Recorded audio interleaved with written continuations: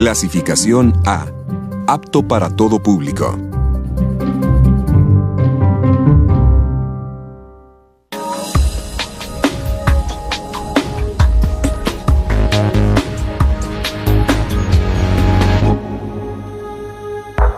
Visitar San Luis Potosí es conocer su historia, su arquitectura, su gastronomía, su artesanía única en el país. Estamos en San Luis. Vámonos de paseo. San Luis Potosí tiene la peculiaridad de estar exactamente en el centro del país. Es uno de los estados que dividen el norte del centro y eso se refleja en su cultura, en su gastronomía, en la forma de ser de su gente y en sus paisajes.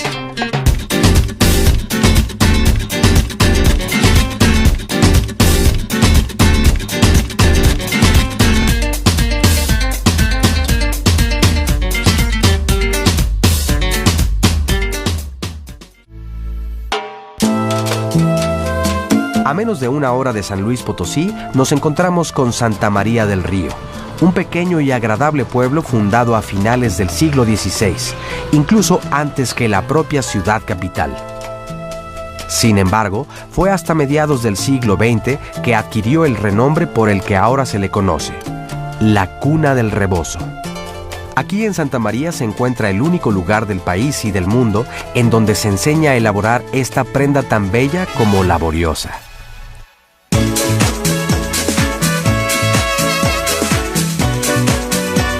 Nos recibió Arturo, quien a pesar de su juventud es uno de los artesanos con mayor experiencia en la elaboración del rebozo.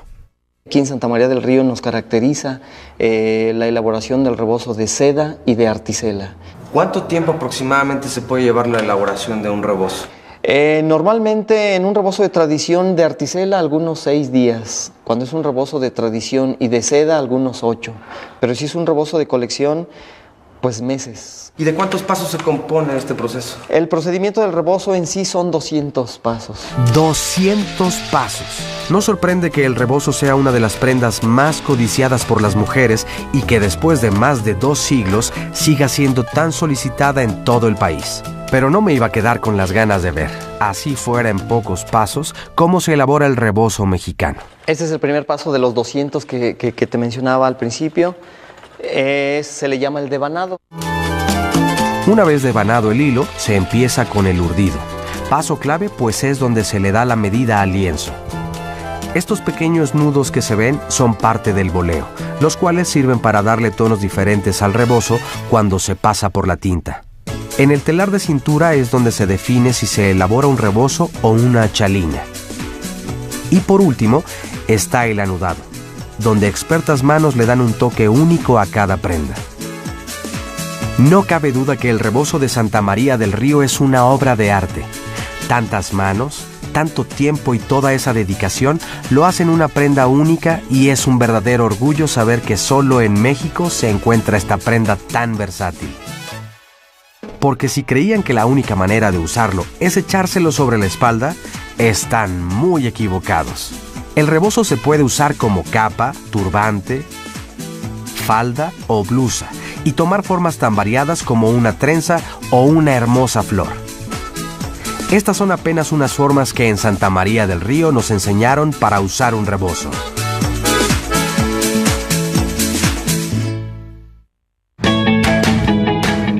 Antes de continuar de paseo hacia San Luis, tenía que hacer un alto obligatorio en una de las muchas panaderías del pueblo para comprar unas deliciosas campechanas. El pan típico de la región y que son originarias también de aquí, Santa María del Río. El secreto de la campechana está en su preparación. No es una simple hojaldra, ya que su elaboración requiere de manipularla constantemente antes de meterla al horno.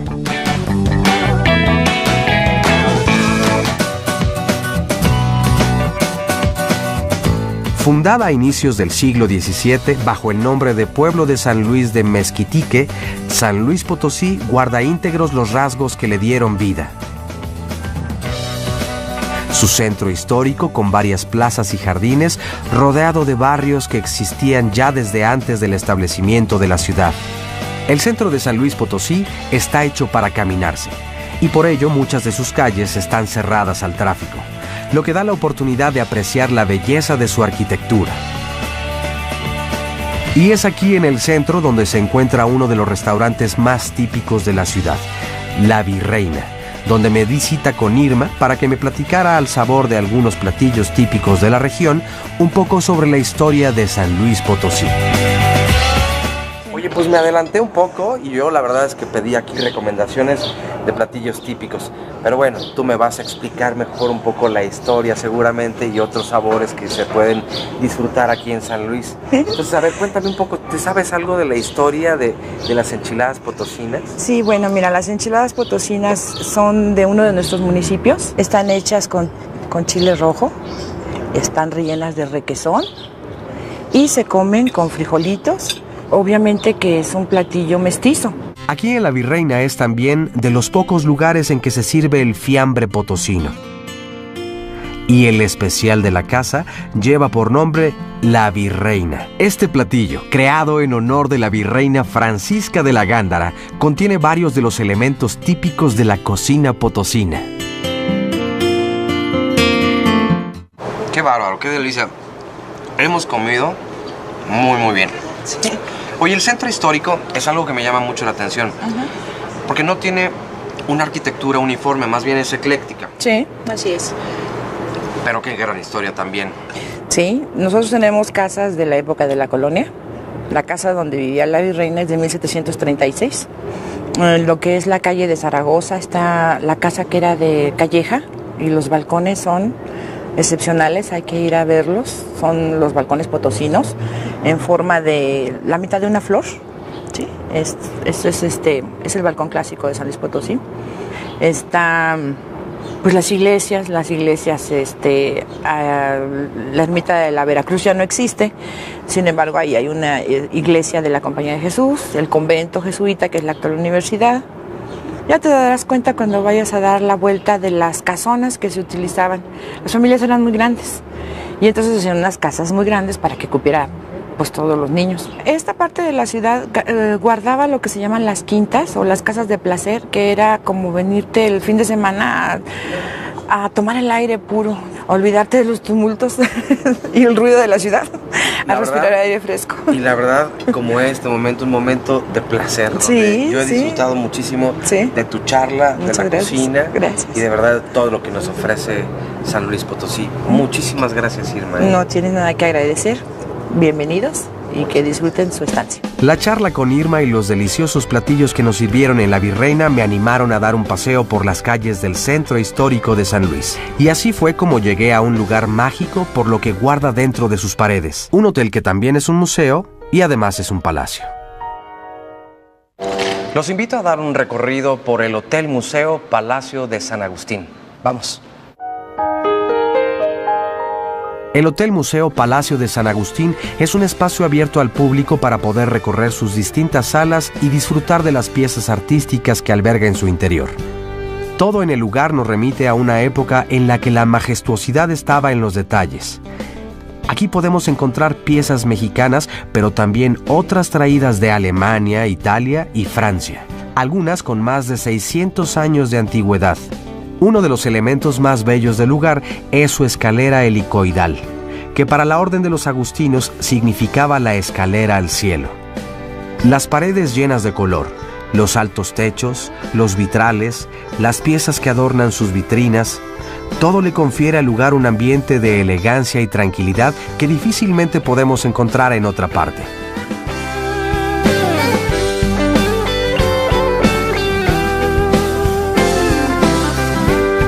Estos cerros y estas biznagas nos indican que hemos dejado atrás la zona de los valles y ahora nos dirigimos hacia la zona semidesértica de San Luis Potosí, donde conoceremos Matehuala y el pueblo mágico de Real de Catosa.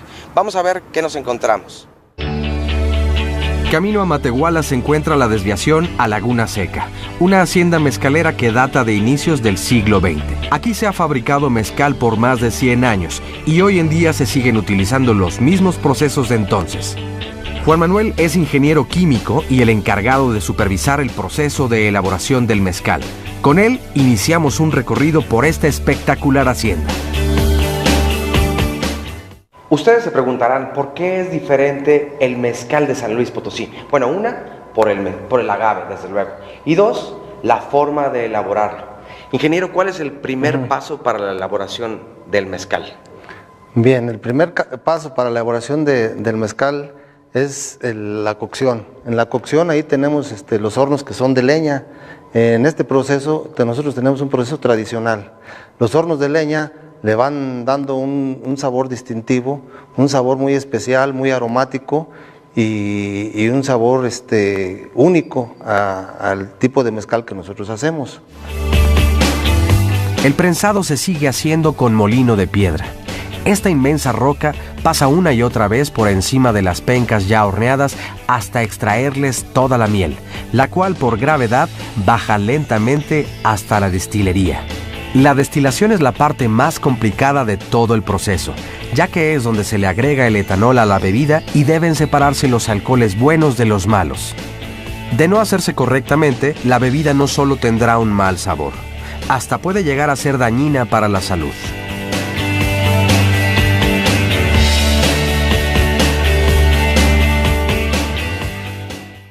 ¿Cómo se debe tomar un mezcal? Bueno, el mezcal, como es un mezcal fino, su forma de la copa debe ser del tipo coñaquera, ¿verdad? Anteriormente se utilizaba una copa tipo caballito, que viene siendo tipo caballito. Esta es la tipo coñaquera. El tipo coñaquera es una gran diferencia de que los vapores del mezcal se van concentrando en un solo punto que se definen y uno puede poner el olfato y olerlo perfectamente.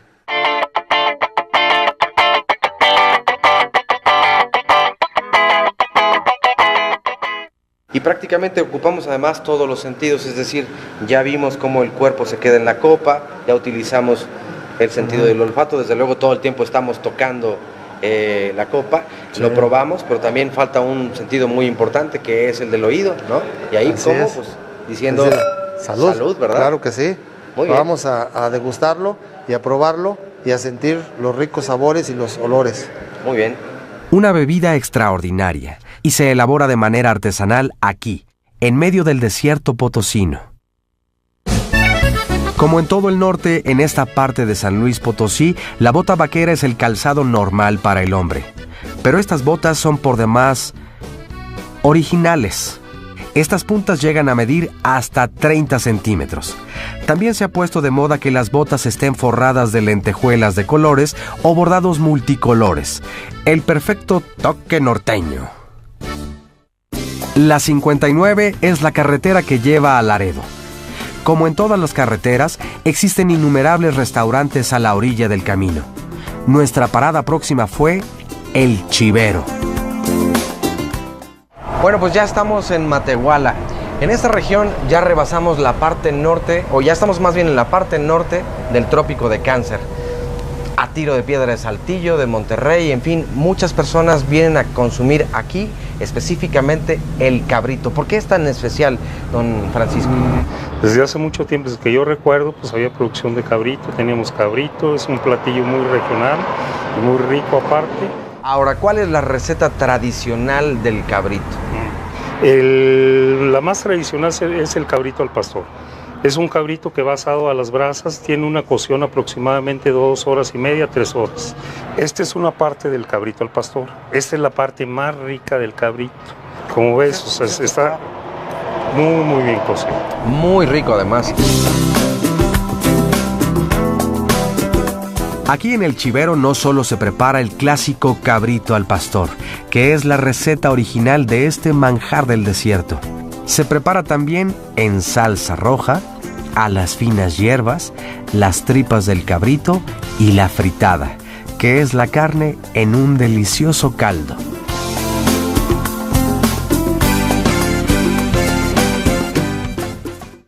¿Y hay quien se ha llegado a comer un cabrito entero? Sí, sí. Tengo un conocido, se terminó un cabrito completo. ¡Qué bárbaro! Bueno, es de que imagínate también el tamaño del hombre. Pues si ustedes tienen buen estómago, desde luego no desaprovechen y vengan a comer esta maravilla de la región de Matehuala. Don Francisco, muchísimas gracias. A tus órdenes, agradecido por este espacio y como te comentaba, sí, o sea, sí quiero hacer mucho énfasis, Matehuala es la cuna del cabrito. El sol del desierto se pone ya tarde, lo que aprovechamos para tomar de nuevo carretera e internarnos hacia la zona minera de San Luis Potosí, donde nos aguarda un pueblo mágico en medio de las montañas.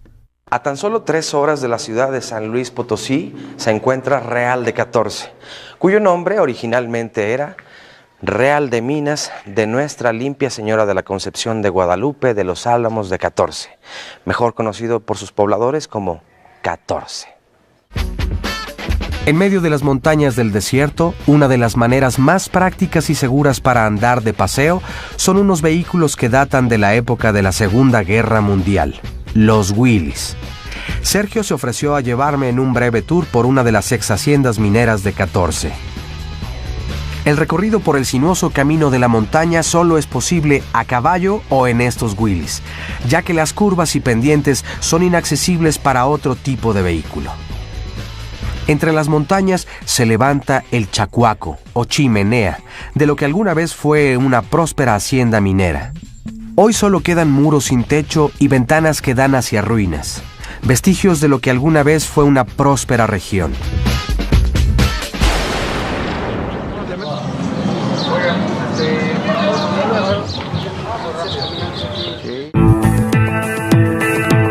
Pero una hacienda abandonada es poca cosa comparado con lo que estaba a punto de visitar.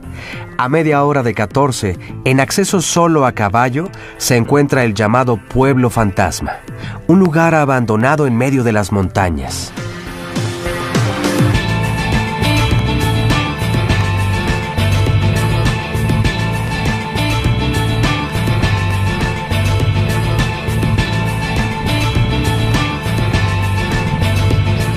Este pueblo fue construido entre los cerros en medio del desierto y fue el principal asentamiento minero de la región.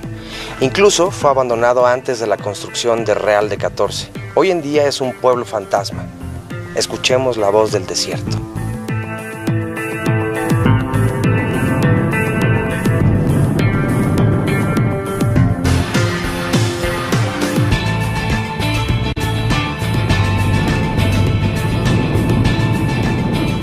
¿Cuál es la historia de 14?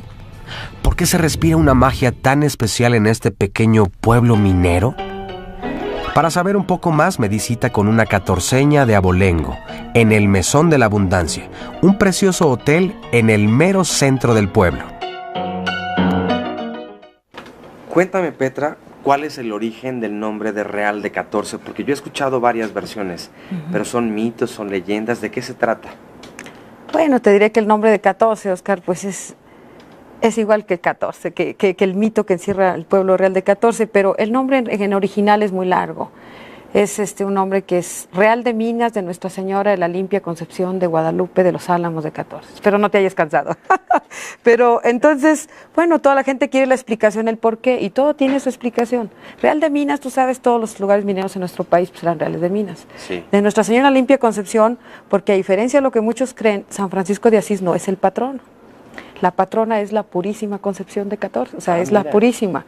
De los Álamos, porque se cree que toda esta zona, no se cree, era así, era vasta en Álamos. Y de 14, bueno, hay una leyendita que yo la creo más, que se dice que en los tiempos de la colonia, tú sabes que los españoles siempre andaban tanteando a ver dónde era factible o dónde venía la Ruta de la Plata, y como ya venían de Zacatecas, notan que aquí puede ser un sitio factible y mandan una expedición de 14 soldados españoles, que aparentemente estos hombres vienen pues a notar a los indígenas, resistencia, no resistencia, y pues resulta que mueren los 14 soldados en manos de los guachichiles. Entonces echaron a los 14 soldados de aquí y colgaron sus cuerpos. Entonces se dice que ya en 1639, cuando empieza 14, ahí medio como que sí, que no, le ponen de 14 al final, porque decían que las gentes que vivían en Charcas, Matehuala, que eran villas chiquitas, desarrolladas ahí poquito, decían, allá en la Sierra de los 14, porque nosotros siempre nos ven,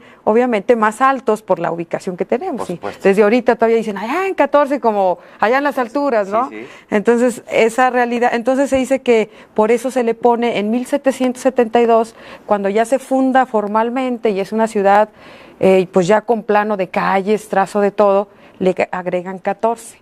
Entonces, pues es una magia, todo 14, pues digo, son historias que de repente, pues no todo el mundo las sabe, pero pues algunas se han tratado de, pues de decirle a nuestros visitantes el por qué ciertos mitos, que obviamente 14 tiene infinidad de historias, Oscar, muchas. Y además, bueno, tú decías, hay mucha magia, desde luego. Es un pueblo mágico, pero es un pueblo donde la magia se desborda por todas partes y hacia donde mires.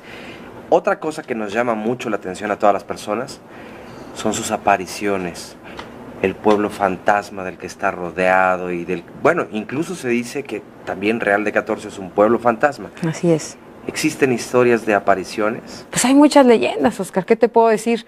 Desde los mismos turistas que cuando toman una fotito, pues resulta que aparece un rostro ahí junto a ti, en la fotito. En la foto. O a gente como aquí con nosotros que a veces dice, oiga, ¿y por qué no tocan el piano de día? Tiene un excelente pianista que está ahí ensayando en la noche. Extraordinario. Y dices, bueno, es que no tengo piano. Ah, no tenemos ni piano. No tenemos ni piano. Entonces son cosas que a nosotros nos ha pasado a lo largo de este tiempo y que digo, pues qué padre que nuestro pueblo da esas al turista que viene abierto a ver. Ese es 14, tú vienes abierto tus ojos a ver más allá de lo normal. De verdad es increíble, a Real de 14 no le falta absolutamente nada. Y si algo le faltara, seguramente va a llegar dentro de muy poco alguien que lo va a inventar. Yo creo. Oye, te agradezco muchísimo este tiempo, este recorrido por el pasado, por la historia, por las tradiciones y cultura de Real de 14 y además el hacerme vivir también el alegre presente que hoy, junto contigo y todas las personas que lo pueblan, desde luego le están dando. Muchísimas gracias. No, pues me da mucho gusto que hayamos convivido este momento y que te lleves algo de ese sabor, Oscar, de 14. Mira, nostálgico, con buena comida y buen vino. Sí, por supuesto. Muchas gracias. La noche en Real de 14 estuvo enmarcada por una espectacular luna llena, el elemento perfecto para terminar un paseo espectacular. De regreso en San Luis, hice una parada en uno de sus museos más emblemáticos, el dedicado al escultor Federico Silva. Aldo, pues aquí comienza este fantástico recorrido por el Museo Federico Silva. Incluso lo primero que nos podemos encontrar es esta leyenda que nos recomienda: extreme sus precauciones al cruzar la puerta del paraíso. Sí, claro. Mira, esta es la pieza principal para iniciar al museo. El maestro Silva hace referencia a una mujer. Entonces, esta leyenda, extreme sus precauciones al cruzar la puerta del paraíso, pues es básicamente ese juego, ¿no? Extreme sus precauciones con una mujer, extreme sus precauciones con las piezas que aquí presentamos. Mira, antes que nada te voy a comentar que básicamente todas las piezas del maestro Silva tienen una relación con la muerte, con el cementerio, ya que él vivió y creció en un cementerio. Sus papás eran veladores del Panteón Español. Entonces, en aquella área vamos a encontrar el área de las mariposas negras que tanto terror les tenía Federico Silva y que se encontraban en el Panteón, ¿no? Y de este lado vamos a encontrar lo que son un poco hacer referencia a tumbas que él veía pues en su infancia. Al fondo vamos a encontrar lo que son los altares. También Federico hace mucha referencia a lo que es el arte prehispánico. Y otra pieza y la primera pieza que se colocó en este museo es el scriptum, que mucha gente lo conoce también como el tigre o vamos a bajar al inframundo. Oye, pues si eso logran los panteones, pues hay que morir más seguido para provocar entonces más artistas como estos, ¿no? Sí, de hecho sí.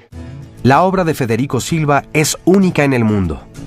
El uso de la piedra y el metal como materiales de trabajo le confieren a las piezas un poder y una magnificencia que encuentran en las salas de este museo un espacio perfecto para observarlas a detalle. En San Luis Potosí se tiene una idea muy particular de cómo debe visitarse un museo. No es con esta pues vieja y poco entendida o mal entendida situación de la cultura es aburrida o los museos son como, bueno, está bien. Sí, claro, aquí en el Museo Federico Silva procuramos que la visita sea totalmente agradable. O sea, visitar al museo no es una cuestión aburrida o porque tengo que ir a hacer alguna tarea o algo, tengo que visitar el museo. Pues no, procuramos que visitar un museo sea diversión, ¿no? Aldo, muchísimas gracias por abrirnos la puerta de este fantástico museo y bueno, recordarle a toda la gente, desde luego, que no solamente este museo, el Federico Silva, está abierto a todo el público, sino hay muchos museos aquí en San Luis Potosí. Claro. Que valen muchísimo la pena el visitarlos y es otra parte, desde luego, muy importante de las actividades de la ciudad. Aldo, muchísimas gracias. Muchísimas gracias a ti.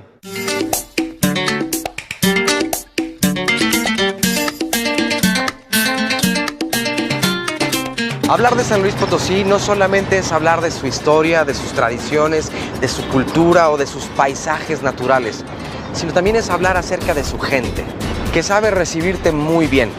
Lo mismo te recibe en un restaurante de alta cocina como en un mercado, en los valles como en el desierto. El tiempo en San Luis no se mide en minutos o en horas, se mide más bien en lo que tardas en hacer un rebozo, en subir y bajar una montaña, en un atardecer en la laguna o en la charla con un amigo. Te invito a que vengas de paseo a San Luis Potosí, un estado que se recorre con los 5 sentidos.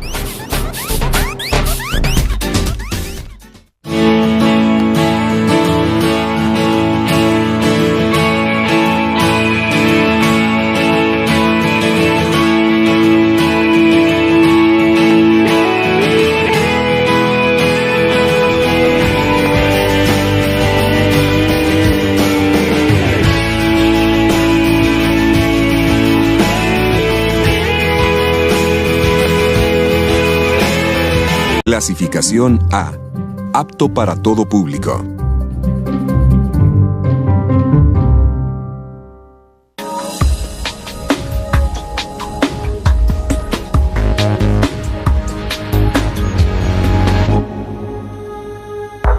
Visitar San Luis Potosí es conocer su historia, su arquitectura, su gastronomía, su artesanía única en el país. Estamos en San Luis. Vámonos de paseo. San Luis Potosí tiene la peculiaridad de estar exactamente en el centro del país. Es uno de los estados que dividen el norte del centro y eso se refleja en su cultura, en su gastronomía, en la forma de ser de su gente y en sus paisajes.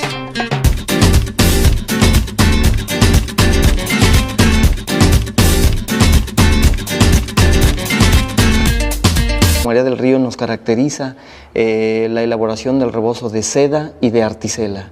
¿Cuánto tiempo aproximadamente se puede llevar la elaboración de un rebozo? Normalmente en un rebozo de tradición de articela algunos 6 días. Cuando es un rebozo de tradición y de seda algunos 8. Pero si es un rebozo de colección, pues meses. ¿Y de cuántos pasos se compone este proceso? El procedimiento del rebozo en sí son 200 pasos. 200 pasos.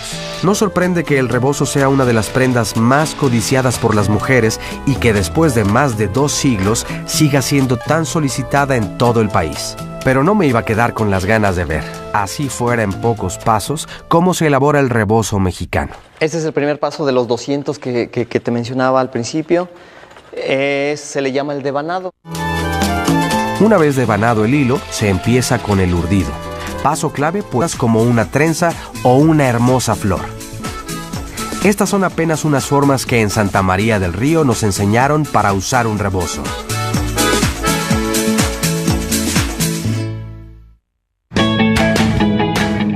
Antes de continuar de paseo hacia San Luis, tenía que hacer un alto obligatorio en una de las muchas panaderías del pueblo para comprar unas deliciosas campechanas. El pan típico de la región y que son originarias también de aquí, Santa María del Río. El secreto de la campechana está en su preparación. No es una simple hojaldra, ya que su elaboración requiere de manipularla constantemente antes de meterla al horno.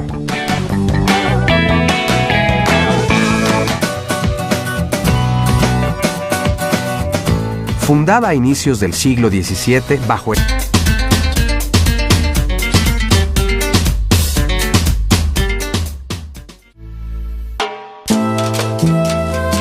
A menos de 1 hora de San Luis Potosí, nos encontramos con Santa María del Río, un pequeño y agradable pueblo fundado a finales del siglo XVI, incluso antes que la propia ciudad capital. Sin embargo, fue hasta mediados del siglo XX que adquirió el renombre por el que ahora se le conoce, la cuna del rebozo. Aquí en Santa María se encuentra el único lugar del país y del mundo en donde se enseña a elaborar esta prenda tan bella como laboriosa.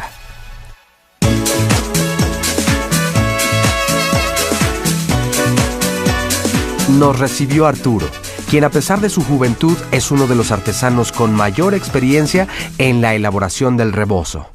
Aquí en Santa Pues es donde se le da la medida al lienzo. Estos pequeños nudos que se ven son parte del boleo, los cuales sirven para darle tonos diferentes al rebozo cuando se pasa por la tinta. En el telar de cintura es donde se define si se elabora un rebozo o una chalina. Y por último está el anudado, donde expertas manos le dan un toque único a cada prenda. No cabe duda que el rebozo de Santa María del Río es una obra de arte. Tantas manos, tanto tiempo y toda esa dedicación lo hacen una prenda única y es un verdadero orgullo saber que solo en México se encuentra esta prenda tan versátil. Porque si creían que la única manera de usarlo es echárselo sobre la espalda, están muy equivocados. El rebozo se puede usar como capa, turbante, falda o blusa y tomar formas tan variadas